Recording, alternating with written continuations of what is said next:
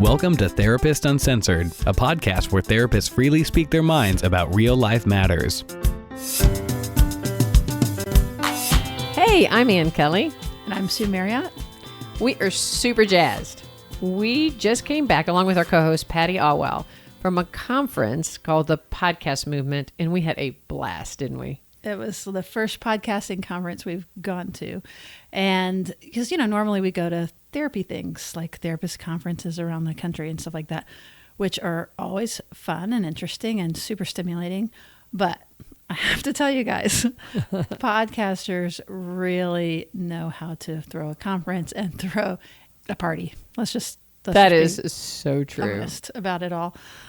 It was just very, very different to be around all those people who are unleashed, totally unleashed. Unleashed with the they were passionate about the most obscure things. Yeah, that was the most inspiring thing, right? Like all these people that are doing it it's a labor of love. Just like ours. Right. We're not, it's our passion that we want to get the science out, and that's our weird thing, but other people have other really weird things. And it was so fun to be with all of these folks that were so passionate about their weird thing that they created a podcast around it. And so it's so stimulating. And you know what? It reminds me, is one thing, I think you and I think we have one of the best jobs ever, to be honest with you. I love being a therapist. Absolutely. Absolutely. And part of what I love is that you meet and get to interact deeply with some of the most interesting people. You get to have incredible movement with them in this really, really exciting way. But guess what? You don't talk about it. Yeah, that is so true. Like, you can have the best day or the worst day ever, and we don't and can't talk about it. And talk about your day. Yeah. And you feel all this passion and all this, oh my gosh, and that's it. And so what was so different and so fun is that we, as you can tell, are incredibly excited about the topic that we are talking about here and the whole podcasting process we're into. And we got to go there and be excited with this huge group of people. And we got to talk about it. We got to talk about it. And we got to say what we're doing. I got to say, I'm a podcaster. And then there was more to talk about rather than, what do you do? I'm a psychologist. Dead. It's true. And it was super inspiring. So we have it's going to be really fun because we've got a whole bunch of things that we're working on behind the scenes that we can't wait to roll out for everybody. So we'll be doing that soon. Well, and speaking of being a therapist and having experience with our clients, today's episode is going to follow up on a previous episode where we are going more deeply to talk about the therapeutic relationship itself. That's right. And, in episode 39, and I typically don't listen to our recordings after we record them because I have the cringe factor. She can't stand to hear her voice. Oh my gosh. And I'm constantly wanting to change everything that I say or that we all say. So I just don't listen. But I did happen to hear episode 39 or part of it, and I actually really liked it. So if you haven't yet checked it out, I approve of you listening to that particular episode. And I actually encourage it because it's the first half of this. And in that particular episode, we were focusing more on the care and love and incredible change and depth growth that can happen in a good therapeutic relationship. But today we're going to pick it up and talk about the other side of the coin. The dark side of therapy. Boom, boom, boom. Which unfortunately is way more frequent than it should be. And it definitely does happen. We're going to hit a couple of things real fast and then really get into why that we have to even do a podcast on it. One would think that would be a clear thing if something's going bad, that it would be easy, but it's actually quite the opposite. But before we do that, let's just touch base really quickly on, first, easily, there's just therapies that have been discredited, just types of therapies that have been discredited. So we're going to roll through those really fast. So just an example of that. What comes to your mind? Well, when we stop to think about conversion therapy, for instance. That is the number one, can I say evil? Therapy to stay away from. It is. And by conversion therapy, what we're talking about is a coercive therapy that is intending to change someone's sexual orientation. Obviously, not to be gay, but to ungayify someone who is identifying as or believes that they may be anywhere on the beautiful LGBTQI spectrum. And that is the opposite of what good therapy is supposed to actually help one identify who they are and what expression is their natural self, and really bring that out and help someone ground. And so you're going to hear that theme in this. So number one, bad therapy, conversion therapy. There's a couple of others that have actually been discredited. The repressed memory therapy, that was very, very common and popular a ways back, and has really been shown to not only be not a helpful therapy, but can lead to some really unhealthy traumatic outcomes. That's right. As well as ones that actually are critical incident stress debriefing. CISD has, people were implementing it across the board for a while, and now we know better. There are certain circumstances it's good and there's certain circumstances it's bad, but you don't just apply it to everybody that's been traumatized. And there's others, things like some of the really severe wilderness trainings, with the idea being that you break adolescent down and then build them back up. And some of those have been shown to be very, very harmful. So it's just something to watch out for. But that's not, and then there's another subset. So those are, no matter who the therapist is, if they're implementing those kinds of therapies, it's just something to look out for. And the next real quick one that we're going to hit is that sometimes it is the therapist themselves. And just like there are bad physicians and bad police officers and bad everything, teachers. Right. There are therapists that have gone astray and that they are actually using their role in a exploitative way. And one of the ways to watch for that is to make sure who you're seeing is licensed and accredited and well established out there. That's a really important thing. That's exactly right. So there are predators basically in any field, and there certainly are in ours, and people have been injured by people who intentionally abuse the power differential. But what we're interested today in really unfolding and talking about is something, not these kind of more clear things, but it's when you begin a therapeutic relationship and things are going well, but things take a turn at some point and it gets confusing. It's like, what is, particularly when you have relational injuries in your life, what is good therapy that is hard? And so things are coming up in the therapy about the therapy relationship that is difficult, but actually good for you. And then what's the difference between that and when it's actually harmful and it is an actual dysfunctional relationship that's causing harm?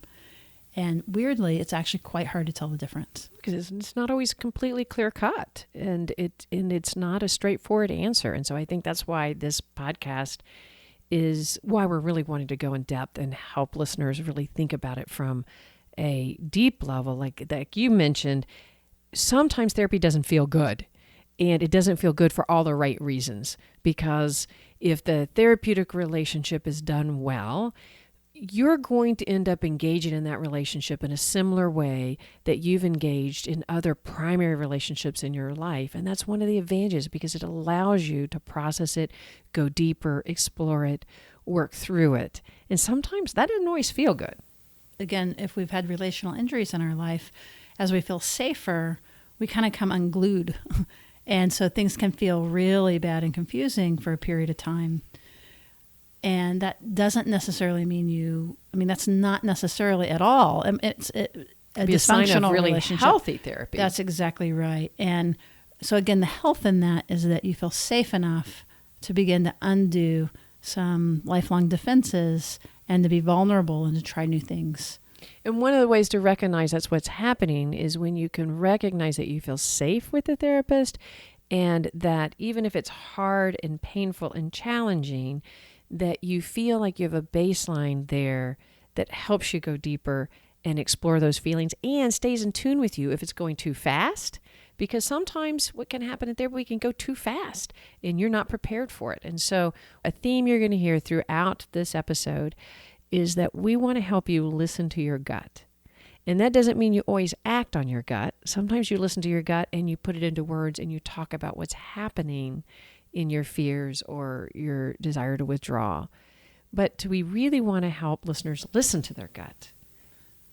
That's right. And, we were mentioning therapies that have been discredited before, and now we're beginning to unfold this. When you get in the middle of these deep enactments and connections with your therapist, And so one of those therapies actually that can be questionable are trauma therapies that, like you say, they go right for the gut and like right for the most painful memory, or, create abreactions in the therapy. These days, kind of the standard of care is more that if there's attachment injuries and trauma, that you go for the attachment first. Which means what you're saying, Sue, is that you go for the connection between the therapist and the client and talk about the kind of relationships about attachment that client's had, and you get, is that what you're meaning? That's exactly what I'm meaning, that even sometimes we're not talking about it directly, but we're having a new experience where that the person can unfold and be more and more themselves and be understood and be recognized for who they are. That in and of itself is therapy, right? And it can be reparative and healing. And that is working on the trauma, because beginning to know what you think and know what you feel and have that affirmed, that is already working on trauma. That makes so much sense. And it's really important, whether you're a client or a therapist out there listening, or both, thank you, that when trauma exists, it really is important to be able to work through it in the therapeutic relationship. But sometimes it needs to go at a pace, at a time where the client has enough support to go stair-stepping into it. And so if, for instance, you're a client and you have trauma and you realize that you're getting panicked, you're starting to have intrusive thoughts out there, and et cetera, and the pace of therapy is too fast and too intense, and you don't feel like you have a floor under you, that's probably a sign that you need to back up, talk to your therapist, or maybe that it's not the right match. So one of the dangers in working with trauma is if we go too quickly and go right for the big injuries or the big traumas, and we don't yet have, like you said, the foundation or the floor of the relationship to stand on. So that's one small example. I think where this really, really gets confusing is it's not like most these situations where a client kind of gets trapped in, being a narcissistic extension of a therapist, or being held hostage by the therapist. I mean, talking about the dark stuff, right? There are injuries that can happen in the therapeutic relationship that can cause lifelong damage, suicides of clients, like these things. We are in this very, very privileged position, and we are changed by the relation. Whoever we choose as our therapist, we're literally changed by them. Hopefully what we've been focusing on most is the healing and growth that can come, but there really is this dark side that can happen. I think when you're talking about the narcissistic extension, let's be more specific about that. What we're talking about is that therapists as humans have their own need, especially most of us go into this field to be helpful. And so we have to fix all of our families or whoever. To fix ourselves by fixing everybody else. That's right. And so in our desire to be helpful and our desire to be there, that is where it can be an element of our narcissistic extension to be helpful. And what can happen in a therapeutic relationship, that there's a power differential, and the client sometimes can find themselves in a need to satisfy or find approval from the therapist. And that's what you're meaning when you're saying the narcissistic extension. Yes, that is one of the things that I'm meaning for sure, that it's so easy to do a role reversal. So again, if we've had role reversals in our lives where we were the caretakers of other people, we're going to sniff out a therapist's need from 12 paces away. It'll be easy. Like the therapist need to be helpful. And Exactly. You're like, yes, this is so helpful, when you're not really feeling it, but you're feeling this need to let the therapist know how helpful they're being. That's exactly right. And if the therapist is savvy, they're not going to necessarily let you do that. Right. If they are either not savvy or caught. And again, I really like, the humanity of good therapists that get caught in situations that end up to be really hurtful. With the exception of, these perpetrators or stuff, it really is not hard. Clients are encouraged to be vulnerable, to express themselves, to talk, all those things. Therapists have to, as you said earlier, we have to be tight-lipped. We're supposed to be tight-lipped. But where we can get ourselves in trouble is that if we're beginning to have really strong feelings towards a client or in response to a client's strong feelings, then we've got to have a safe place to be able to go and be very honest and vulnerable about what's happening in order to protect the client. And frequently, unfortunately, that doesn't happen in the right order. That makes a lot of sense. So maybe an example could be that I want to leave therapy. I'm a client and I want to leave therapy. And I'm either not finding it helpful, or maybe I have, but I'm just kind of done. And then you, as my therapist, could be caught in the injury of me wanting to quit. What does that mean about you? Does it mean you're a bad therapist? Does it mean... And so instead of dealing with your own feelings about that, it would be very easy and sometimes susceptible to questioning the client in a way that makes them feel like something's wrong with them, or feeling shameful about their desire to quit. That's exactly, I would even go further than narcissistic extension and say that therapists are in a position where we can hold someone hostage narcissistically. And I think leaving is a great example, Anne, that there are a lot of times that we see that a client might be fleeing therapy or needing to go, like leaving because that they don't want to deal with a particular issue. And so that is true that sometimes that happens. But if we're barring the door or making them, like you said, feel very guilty or ashamed for that, then that's already for sure a huge problem. Because either, I could, first of all, even if that's my interpretation, I think, they don't really want to leave. They're just scared to deal with this issue, let's say. Mm-hmm. One, I could be wrong. And believe it or not, therapists have unconscious, and it's not just the client that has an unconscious, it's the therapist, right? So we can always be wrong. That's right. I don't like to think about that, of course, because it is my unconscious and I can't really access it. However, we're vulnerable to enactments and the same exact things that clients are vulnerable to. So one, we have to think we could be wrong. And then secondly, even if we're right, the whole goal, if somebody's going to wrap up therapy, is to help them feel good about it, be clear about it, and help them feel good about it so that when they leave, that they've had a good experience in therapy. And sometimes that means knowing that they're leaving for the wrong reasons, but being very supportive of their decision to do that and their boundary to do that, and affirming their right to do that. And what you're doing from that perspective is you're really laying the groundwork for them to be more empowered and maybe leave and feel too naked and realize that they haven't done something and be able to come back in either to you or to somebody else. So it's such a good point. And this is where you started with that this should seem obvious, but it's really, really not, because some of this gets acted out and the therapist is unaware. Sometimes what you're saying in our unconscious, we're unaware that we might feel like a failure when you're wanting to leave, or we might feel insecure. And so that we can evoke this sense of, wait a minute, that, look why you're wanting to leave. Look at you, look at you, look at you. And be unaware that we are, in fact, having some difficulty with that.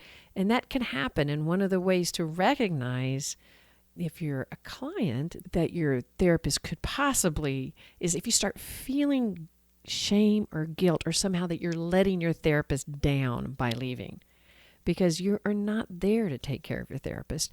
And sometimes it's really hard to feel like you're supposed to, because that's part of our natural social inclination.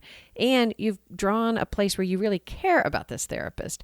And so, but you really feel like you've accomplished enough, for example, and you're really ready to take a break. And you want to be able to talk about that and feel good about it. Or you're uncomfortable about what's going on in the therapy and you're trying to talk to them about it, and they begin to use their power to have you question your own mind.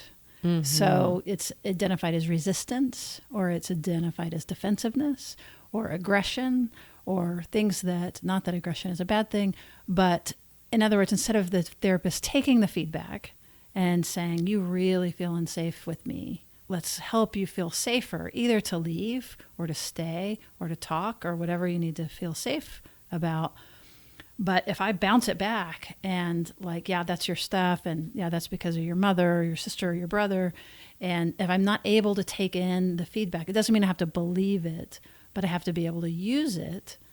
If I can use it, now we're creating more safety. If I can't use it and I'm just I'm pretending like I'm a blank screen and this is all your stuff. Yeah, this is your stuff that you're leaving, right? That's right. You know that if you do this, that likely this is going to happen in your future. And somehow you all of a sudden feel like your whole life is going to drop off the edge if you leave, or you're going to lose the favor of the therapist. It needs to be able to draw to a close is really, really important. And then that therapeutic relationship can last. You could come back to it. But if your therapist all of a sudden is inserting guilt or shame or really seeing it as your deficit, that doesn't mean that they might not help you see that's a vulnerability. Things have gotten hard and it's natural that you may want to pull out. Let's talk about it. But what we want is a relationship that's safe to talk about it, and that you still feel comfortable saying, yeah, I can see that I have more, but I think I still want to wait. And that you should feel welcome to do that. That's right. And, sometimes, you were talking about therapists being unaware of their own need to help and stuff like that. I just keep going a little darker on this. I think that one of the reasons is because I have actually, even while I was already licensed, I got myself in a situation that got very confusing, even though I know all of these things. And, one part of my memory system knows all these things. But when you're deeply engaged in the therapy, it can be really, really hard to know who's doing what to whom. And the other thing I thought is therapists that have been treated that way themselves in their therapy are really blind to then enacting it again with their clients. Because that was the model used. And, it's lifelong therapy, or there's that interpretation that it gets flipped in a way. And again, it's not necessarily that that's wrong, but it's more where's the relationality and the interpersonal part where that we're both affecting each other. Right. So what you're saying is not necessarily wrong, but what you want to look and hope for is that it's an interpretive dialogue, and that you can feel that you're engaged in a dialogue where you still feel the freedom and to hold your sense of self and the relationship and still leave. Because being able to leave in a relationship really does reflect our ability to leave other relationships in a way that feels healthy and mutual. That's right. And being able to leave also means that we can stay. Exactly.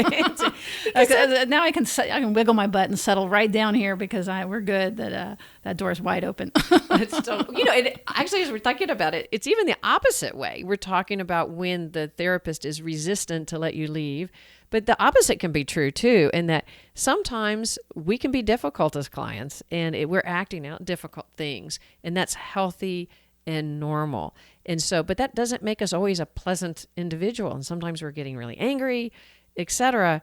And if you feel all of a sudden ushered out the door by the therapist and invited, or let's say you're kind of resistant, or fired by the therapist. Oh, that's true. A premature firing. And sometimes that happens when somebody expresses suicide feelings or thoughts. They might get diverted away too quickly out of the own fear, where they deeply instead need a safe place to talk through things.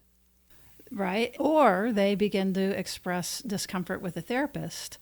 And what the help there is that, this is a two-way, I'm impacting you, you're impacting me. And so even if you think I'm the worst therapist in the entire universe, my job is to continue to help you speak about it and understand it and kind of scaffold you into a more secure place. That's why we get paid for what we do, because that's a lot to make sense of. But we're the client's hippocampus, so we have to sort of make sense of the whole thing. And if we are helping them, scaffold them to a more secure place, which means that we're affirming their reality, that we're challenging them where they need to be challenged, but it's safe enough to be able to continue to unfold, then that's all good. But yeah, these situations where that there's these abrupt terminations without processing, those can be, not always. Sometimes it's the best thing to do, but those are very, very, very rare. And the problem is when you get engaged with something that's difficult and you're the client and there's this power differential, the therapist can, as they say, therapy up and suddenly become very professional and impossible to access. And that's one of the reasons we want to be really clear about what is healthy therapy and what isn't, is that it's the client that's in the super vulnerable position. As you say that, that's a really good, as you say that, the therapy up, it reminds me also of how important we talk about the boundaries. And that is something that's very important to talk about, anything related to the dark side of therapy. There is a reason why there is important boundaries that exist in a therapeutic relationship. And most of us know them. There's no romantic relationship. There's no sexuality that develops. There's no bargaining. There's a reason why we can't barter. No barter. There's a reason why we have that, is to make this very safe environment for our clients to be able to relax and to know that anything can come up, but the therapist is going to hold that safe place. And what can happen, as humans can, is if we feel too compassionate for a client and we start giving too much or not holding our boundaries, what can happen is that the client. So Ann Kelley, you're not necessarily known for your super on time. Isn't that the truth? So, not looking for perfection. But if I am working with somebody and that person particularly, I'm always willing to extend a session. That's exactly right. And I'm extending a little bit longer and a little bit longer, not charging for it. And if that boundary starts to get leaked, and it's time, it's space, maybe I start walking you out to your car, or just the small boundaries. And even you could be doing it innocently as a therapist. But what happens is that power differential can be completely misread. And we also are humans. We can also open up and develop feelings for our clients. And as we become unaware of that doesn't happen overnight. That happens in a process. And as we become unaware of that and we allow the boundaries to slip a little bit and slip a little bit, the progression will lead to where we've crossed over the line. And that can really be harmful to our clients in so many ways. And so to get back what you were saying about the boundarying up, one of the things that I've seen happen is as we recognize the boundaries gotten too loose, then a therapist may boundary it all up and become really clear out of anxiety. And then defensiveness. And not be able to process that with the client. And then the client is all of a sudden left with all these unsettled feelings. And that is a very painful dynamic. It's one reason why it's essential not to let the boundaries slip. But if you notice as a client that they're slipping, you start observing that. You observe that they want to schedule you for late night, or maybe suggest that you have a cup of coffee, or that to be aware that that boundary is not good for you, that boundary slippage is not good for you, and to talk about it. Even though it's going to feel probably really good, yes, because you're special and this is a unique relationship, and that's where it gets super confusing. Mm-hmm. So I really like you being very specific about these are the signs that we want to help you check. Right. Because who doesn't want to feel special in the therapist's office? And the truth is you are special.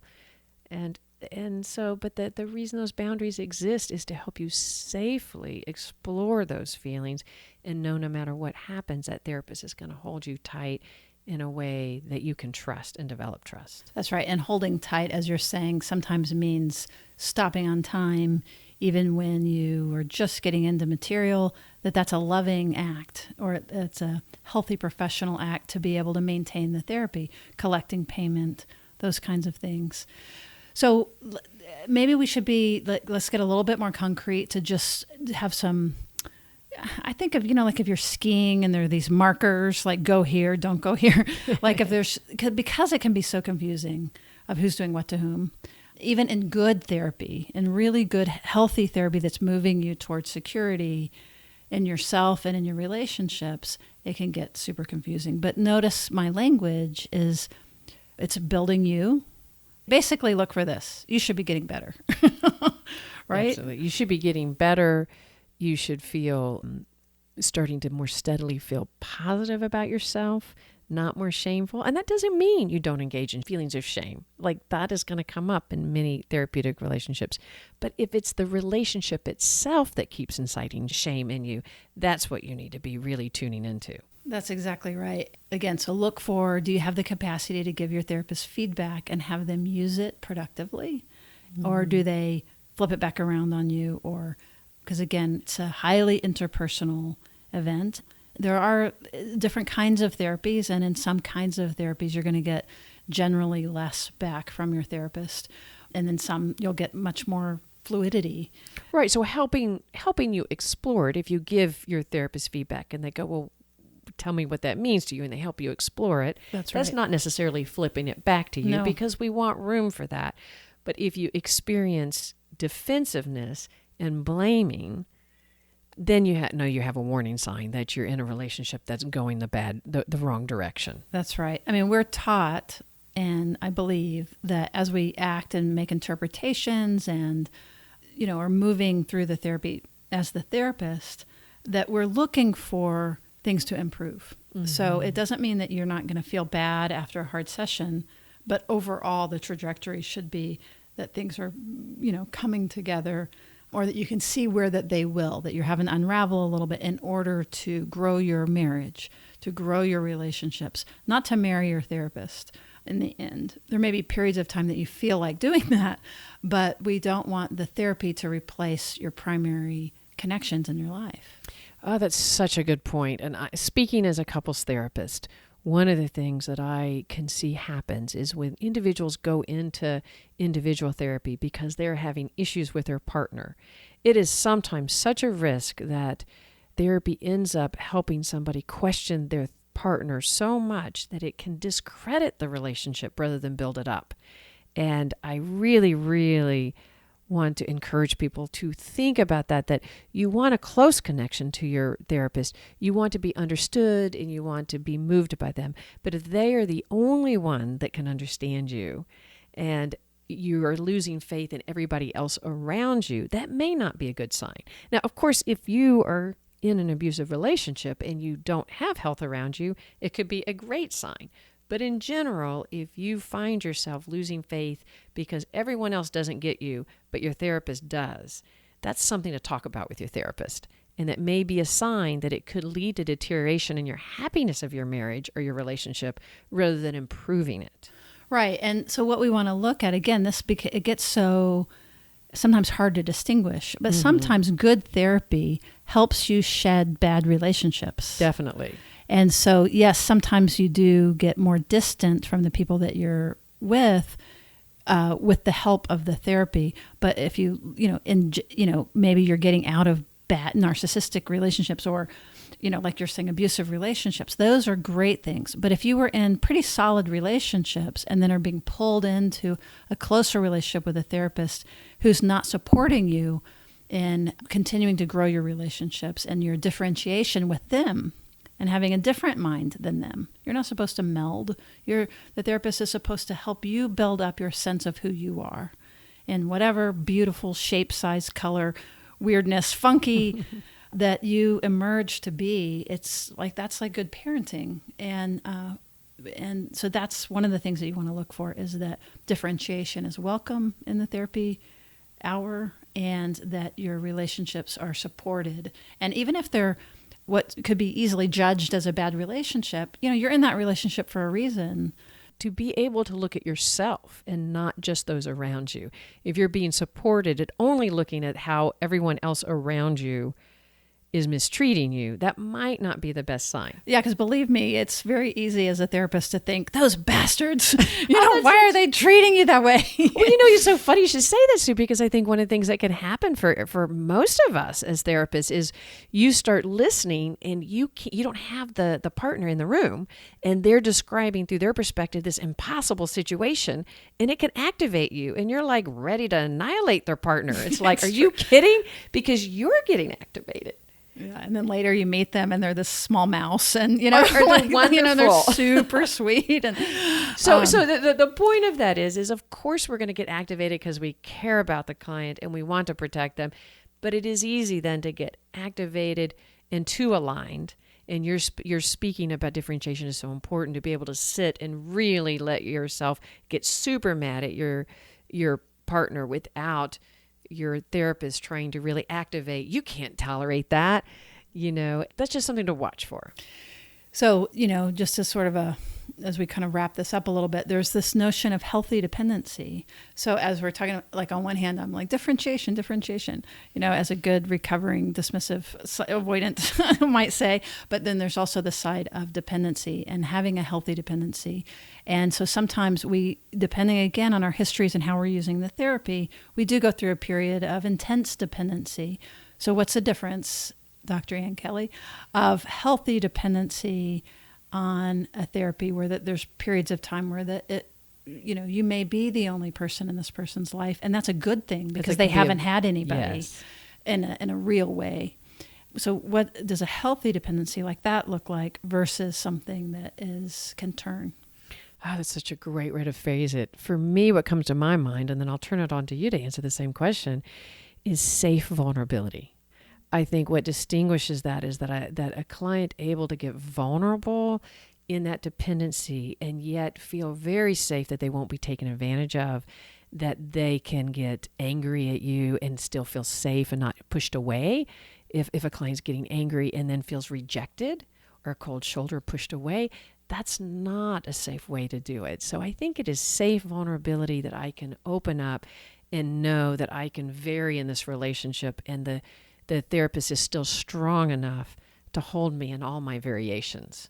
I love that. I really like that formulation. And it makes me think again, not to oversell this, but about the boundaries. Yeah. Because part of what the boundaries do, even though they can be frustrating, is that they create the safety that within those boundaries, we can do anything we want, and clients fall in love, they hate, they misuse. Sometimes they feel tiny.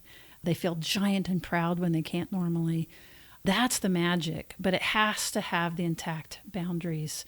And exactly what you're saying is if you're feeling safer and safer, even in feeling very young, but safer and safer and opening and growing, you've got all of our 4 thumbs up.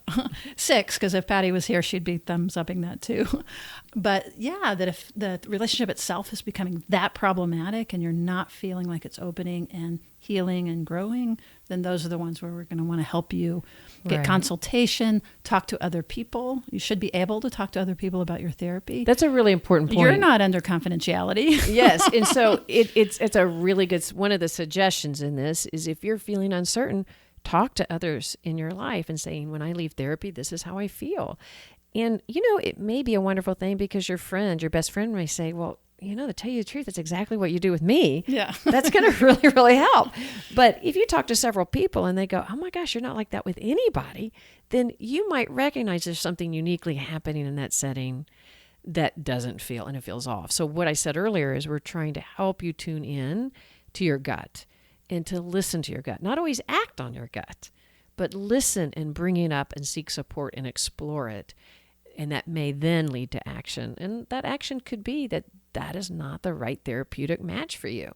That's right. And you don't have to go like that. If that's the case, the only thing I would say is I would really, really ask you to find another therapist. Definitely. To process what happened.